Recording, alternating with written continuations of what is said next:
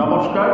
বিষয় মকর রাশি 1433 সাল কেমন যাবে, অর্থাৎ ইংরাজির 26 সাল এবং ইংরাজির 27 সালের 15-16 এপ্রিল পর্যন্ত কেমন যাবে আপনাদের আয় ব্যয়, সাংসারিক পরিস্থিতি, ইনকাম, শত্রুতা, রোগ বা যেটাই হোক আর কি, সেই বিষয়ে সারা বছরের আমি আলোচনা করছি খুবই সংক্ষেপে।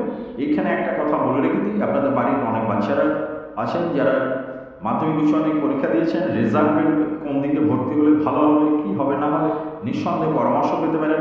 এছাড়া সারা বছর আপনাদের বিভিন্ন সমস্যা, ঠাকুর আপনাদের ভালো রাখুন, কোনো সমস্যায় পড়লে আমাকে সরাসরি ফোন করুন। সোম, বুধ, শুক্র রাত্রি 7টা থেকে 11টার মধ্যে। এর জন্য আপনাদের কোনো রকম চার্জ দিতে হবে না, এটা আমার সম্পূর্ণ নিঃশুল্ক পরিষেবা। পরামর্শের জন্য কোনো পয়সা করি দিতে হয় না।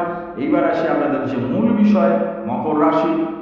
মকর রাশির অধিপতি হচ্ছেন গ্রহরাজ শনিদেব। কাজকর্মে অগ্রগতিতে বাধা, শত্রু ভয় থাকবে, কার্যহানির ফলে আর্থিক উন্নতিতে কিছু সমস্যা থাকবে, সন্তানদের বিষয়ে চিন্তা থাকবে, আয় ব্যয়ে যে সমতা রাখা একটা অসম্ভব ব্যাপার হয়ে দাঁড়াবে, সমতা রক্ষা করা কঠিন হবে। ভাতা ভগ্নী স্বামী স্ত্রীর মধ্যে খানিক অসহযোগিতার বাতাবরণে আপনার সম্মানহানি ঘটাতে পারে। শারীরিক সমস্যা যদি কিছু আছে শুরুতেই চিকিৎসা করবেন, বিভিন্ন রকম শারীরিক সমস্যাগুলো দেখা যাচ্ছে। বড় ধরনের রোগ না থাকলেও ছোটোখাটোতে অল্পই আপনি ট্রিটমেন্ট করিয়ে নেবেন, তাতে সুস্থতা পাবেন। নমস্কার, সকলেই ভালো থাকুন। মা দুর্গার কৃপায় আপনাদের এই যে 1433 সাল, এটা দেখতে দেখতে শুভভাবে কেটে যাক, এই আশীর্বাদই করি।